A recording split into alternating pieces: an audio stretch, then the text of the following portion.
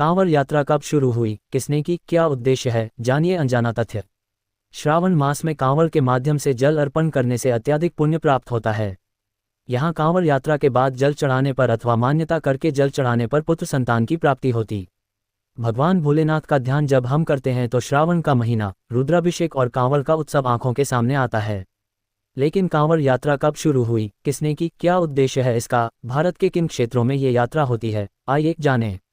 अलग अलग जगहों की अलग मान्यताएं रही हैं। ऐसा मानना है कि सर्वप्रथम भगवान परशुराम ने कांवड़ लाकर पुरा महादेव में, जो उत्तर प्रदेश प्रांत के बागपत के पास मौजूद है, गढ़मुक्तेश्वर से गंगा जी का जल लाकर उस पुरातन शिवलिंग पर जलाभिषेक किया था। आज भी उसी परंपरा का अनुपालन करते हुए श्रावण मास में गढ़मुक्तेश्वर, जिसका वर्तमान नाम ब्रजघाट है, से जल लाकर लाखों लोग श्रावण मास में भगवान शिव पर चढ़ाकर अपनी कामनाओं की पूर्ति करते हैं। उत्तर भारत में भी गंगा जी के किनारे के क्षेत्र के प्रदेशों में कांवड़ का बहुत महत्व है। राजस्थान के मारवाड़ी समाज के लोगों के यहाँ गंगोत्री, यमुनोत्री, केदारनाथ, बद्रीनाथ के तीर्थ पुरोहित जो जल लाते थे और प्रसाद के साथ जल देते थे, उन्हें कांवड़िए कहते थे। ये लोग गोमुख से जल भरकर रामेश्वरम में ले जाकर भगवान शिव का अभिषेक करते थे। यह एक प्रचलित परंपरा थी। लगभग 6 महीने की पैदल यात्रा करके वहां पहुंचा जाता था। इसका पौराणिक तथा सामाजिक दोनों महत्व है। इससे एक तो हिमालय से लेकर दक्षिण तक संपूर्ण देश की संस्कृति में भगवान का संदेश जाता था। इसके अलावा भिन्न भिन्न क्षेत्रों की लौकिक और शास्त्रीय परंपराओं के आदान प्रदान का बोध होता था। परंतु अब इस परंपरा में परिवर्तन आ गया है। अब लोग गंगा जी अथवा मुख्य तीर्थों के पास से बहने वाली जलधाराओं से जल भरकर श्रावण मास में भगवान का जलाभिषेक करते हैं। उधर बैजनाथ धाम झारखंड रावणेश्वर लिंग के रूप में स्थापित है। श्रावण मास तथा भाद्रपद मास में लाखों श्रद्धालु कांवड़ यात्रा करके इनका जलाभिषेक करते हैं। इस धार्मिक उत्सव की विशेषता यह है कि सभी कांवड़ यात्री केसरिया रंग के वस्त्र धारण करते हैं और बच्चे, बूढ़े, जवान, स्त्री, पुरुष सबको एक ही भाषा में बोल बम के नारे से संबोधित करते हैं। दरभंगा आदि क्षेत्रों के यात्री कांवड़ के माध्यम से भगवान का अभिषेक बसंत पंचमी पर करते हैं। सर्वप्रथम उत्तर भारत से गए हुए मारवाड़ी परंपरा के लोगों ने इस क्षेत्र में ये परंपरा प्रारंभ की थी। आगरा जिले के पास बटेश्वर में, जिन्हें ब्रह्मलाल जी महाराज के नाम से भी जाना जाता है, भगवान शिव जी का शिवलिंग रूप के साथ साथ पार्वती, गणेश का मूर्ति रूप भी है। श्रावण मास में कासगंज से गंगा जी का जल भरकर लाखों की संख्या में श्रद्धालु भगवान शिव का कांवड़ यात्रा के माध्यम से अभिषेक करते हैं। यहाँ पर 101 मंदिर स्थापित हैं। इसके बारे में एक प्राचीन कथा है कि 2 मित्र राजाओं ने संकल्प किया कि हमारे पुत्र अथवा कन्या होने पर दोनों का विवाह करेंगे। परंतु दोनों के यहाँ पुत्री संतानें हुईं। एक राजा ने ये बात सबसे छिपा ली और विदाई का समय आने पर उस कन्या ने, जिसके पिता ने उसकी बात छुपाई थी, अपने मन में संकल्प किया कि वह ये विवाह नहीं करेगी और अपने प्राण त्याग देगी। उसने यमुना नदी में छलांग लगा दी। जल के बीच में उसे भगवान शिव के दर्शन हुए और उसकी समर्पण की भावना को देखकर भगवान ने उसे वरदान मांगने को कहा। तब उसने कहा कि मुझे कन्या से लड़का बना दीजिए तो मेरे पिता की इज्जत बच जाएगी। इसके लिए भगवान ने उसे निर्देश दिया कि तुम इस नदी के किनारे मंदिर का निर्माण करना। यह मंदिर उसी समय से मौजूद है। यहाँ पर कांवड़ यात्रा के बाद जल चढ़ाने पर अथवा मान्यता करके जल चढ़ाने पर पुत्र संतान की प्राप्ति होती है। इस मंदिर की एक विशेषता यह है कि यहाँ 1-2 किलो से लेकर 500-700 किलोग्राम तक के घंटे टंगे हुए हैं। उज्जैनी में महाकाल को जल चढ़ाने से रोग निवृत्ति और दीर्घायु प्राप्त होती है। लाखों यात्री इस समय में भगवान शिव का जलाभिषेक करते हैं। यहाँ की विशेषता यह है कि हजारों की संख्या में सन्यासियों के माध्यम से टोली बनाकर कांवड़ यात्री चलते हैं। ये यात्रा लगभग 15 दिन चलती है। वैसे तो भगवान शिव का अभिषेक सारे भारतवर्ष के शिव मंदिरों में होता है, परंतु श्रावण मास में कांवड़ के माध्यम से जल अर्पण करने से अत्यधिक पुण्य प्राप्त होता है। कांवड़ यात्रा कब शुरू हुई, किसने की, क्या उद्देश्य है, जानिए अनजाना तथ्य। श्रावण मास में कांवड़ के माध्यम से जल अर्पण करने से अत्यधिक पुण्य प्राप्त होता है। यहाँ कांवड़ यात्रा के बाद जल चढ़ाने पर अथवा मान्यता करके जल चढ़ाने पर पुत्र संतान की प्राप्ति होती। By Preeti Jhadid by Wednesday the 20th of July 2016 4:03 PM IST। भगवान भोलेनाथ का ध्यान जब हम करते हैं तो श्रावण का महीना, रुद्राभिषेक और कांवड़ का उत्सव आंखों के सामने आता है। लेकिन कांवड़ यात्रा कब शुरू हुई, किसने की, क्या उद्देश्य है इसका, भारत के किन क्षेत्रों में ये यात्रा होती है, आइए जानें। अलग अलग जगहों की अलग मान्यताएं रही हैं। ऐसा मानना है कि सर्वप्रथम भगवान परशुराम ने कांवड़ लाकर पुरा महादेव में, जो उत्तर प्रदेश प्रांत के बागपत के पास मौजूद है, गढ़मुक्तेश्वर से गंगा जी का जल लाकर उस पुरातन शिवलिंग पर जलाभिषेक किया था। आज भी उसी परंपरा का अनुपालन करते हुए श्रावण मास में गढ़मुक्तेश्वर, जिसका वर्तमान नाम ब्रजघाट है, से जल लाकर लाखों लोग श्रावण मास में भगवान शिव पर चढ़ाकर अपनी कामनाओं की पूर्ति करते हैं। तस्वीरें। सावन मास की शुरुआत आज से पहले सोमवार को है अमृत योग।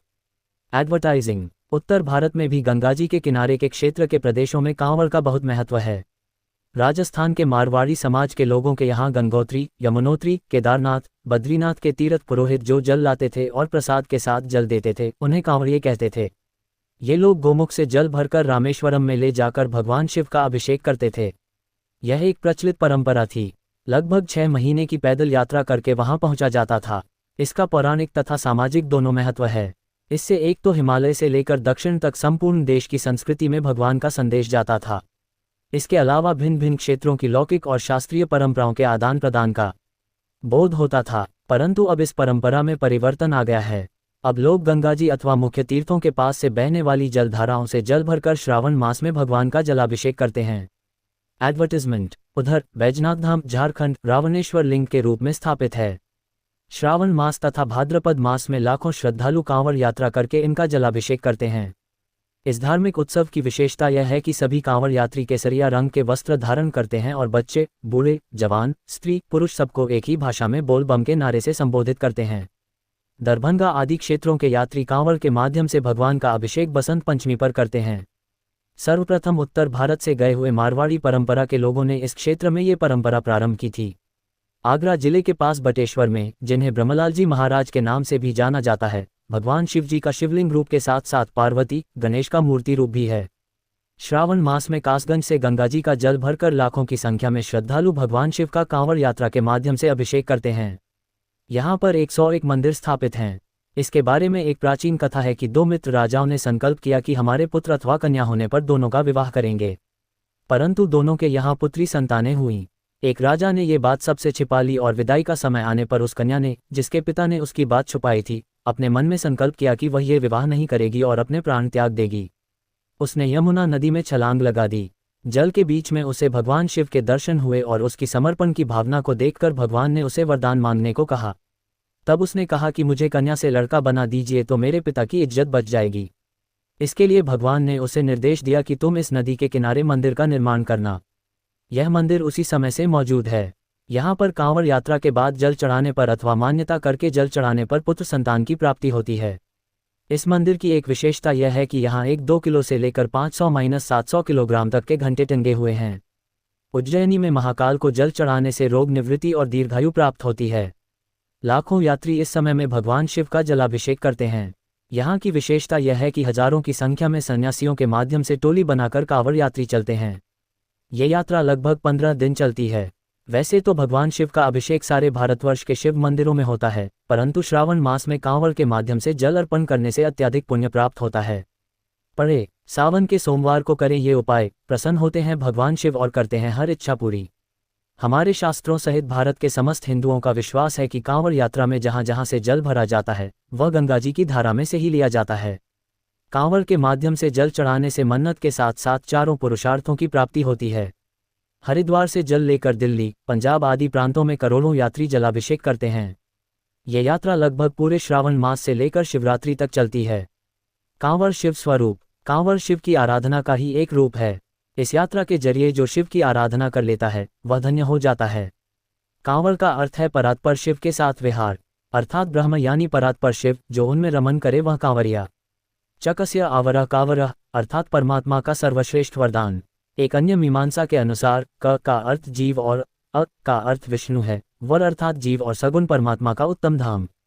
इसी तरह का अर्थ जल माना गया है और आवर का अर्थ उसकी व्यवस्था। जलपूर्ण घटों को व्यवस्थित करके विश्वात्मा शिव को अर्पित कर परमात्मा की व्यवस्था का स्मरण किया जाता है।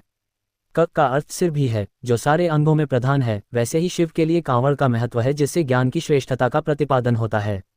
क का अर्थ समीप और आवर का अर्थ सम्यक रूप से धारण करना भी है। जैसे वायु सबको सुख आनंद देती हुई परम पावन बना देती है, वैसे ही साधक अपने वातावरण को पावन बनाए। इन तमाम अर्थों के साथ कांवड़ यात्रा का उल्लेख एक रूपक के तौर पर भी करते हैं। गंगा शिव की जटाओं से निकली। उसका मूल स्रोत विष्णु के पैर है। भागीरथ के तप से प्रसन्न होकर विष्णु ने गंगा से जब पृथ्वी पर जाने के लिए कहा तो वह अपने इष्ट के पैर छूती हुई स्वर्ग से पृथ्वी की ओर चली। वहां उसके वेग को धारण करने के शिव ने अपनी जटाएं खोल दी और गंगा को अपने सिर पर धारण किया। वहां से गंगा सगर पुत्रों का उद्धार करने के लिए बहने लगी। कांवड़ यात्रा के दौरान साधक या यात्री वही गंगाजल लेकर अभीष्ट शिवालय तक जाते हैं और शिवलिंग का अभिषेक करते हैं। शिवमहिम स्तोत्र के रचयिता आचार्य पुष्पदंत के अनुसार यह यात्रा गंगा का शिव के माध्यम से प्रत्यावर्तन है, अभीष्ट मनोरथ पूरा होने के बाद उस अनुग्रह को सादर श्रद्धापूर्वक वापस करना। कांवड़ से गंगाजल ले जाने और अभिषेक द्वारा शिव को सौंपने का अनुष्ठान शिव और गंगा की समवेत आराधना भी है। कांवड़ के व्युत्पत्तिपरक जो अर्थ किए गए हैं उनमें एक के अनुसार का अक्षर अग्नि को द्योतक है और आवर का अर्थ चीख से वर्ण करना। प्रार्थना यह है कि अग्नि अर्थात सृष्टा, पालक एवं संहारकर्ता परमात्मा हमारा मार्गदर्शक बने और वही हमारे जीवन का लक्ष्य हो तथा हम अपने राष्ट्र और समाज को अपनी शक्ति से सक्षम बनाएं। देवभूमि हिमालय को देवताओं का निवास भी कहा गया है। शिव भी इसी क्षेत्र कैलाश में कहीं रहते हैं। कम से कम श्रद्धालु जन तो यही मानते हैं कि शिव परमात्मा के रूप में तो सर्वव्यापी हैं, कण कण में विराजमान है, पर पार्थिव रूप में वे इसी क्षेत्र में यहीं रहते हैं। उनसे संबंधित पुराण प्रसिद्ध घटनाओं का रंगमंच यही क्षेत्र रहा है। महाकवि कालिदास ने हिमालय को शिव का प्रतिरूप बताते हुए इसके सांस्कृतिक, भौगोलिक और धार्मिक महत्व को रेखांकित किया है। उनके अनुसार हिमालय को देखें तो समाधि में बैठे महादेव, बर्फ के समान गौर उनका शरीर, चोटियों से बहते नाद, नदी, ग्लेशियर, झरने उनकी जटाएं, रात में चंद्रोदय के समय सिर पर स्थित चंद्रकला, गंगांदी का धरती पर आता अक्स खुद ब खुद दिमाग में उभरता जाता है। शिव भूतनाथ, पशुपतिनाथ, अमरनाथ आदि सब रूपों में कहीं न कहीं जल, मिट्टी, रेत, शिला, फल, पेड़ के रूप में पूजनीय हैं। जल साक्षात शिव है तो जल के ही जमे रूप में अमरनाथ हैं। बेल शिव वृक्ष है तो मिट्टी में पार्थिव लिंग है। गंगाजल, पारद, पाषाण, धतुराफल आदि सब में शिव सत्ता मानी गई है। अतः सब प्राणियों, जड़ जंगम पदार्थों में स्वयं भूतनाथ पशुपतिनाथ की सुगमता और सुलभता ही तो आपको देवाधिदेव महादेव सिद्ध करती है। कांवड़ शिव के उन सभी रूपों को नमन है। कंधे पर गंगा को धारण किए श्रद्धालु इसी आस्था और विश्वास को जीते हैं। यूं भी कह सकते हैं कि कांवड़ यात्रा शिव के कल्याणकारी रूप और निष्ठा के नींव से उसके अभिषेक को तीव्र रूप में प्रतिध्वनित करती है।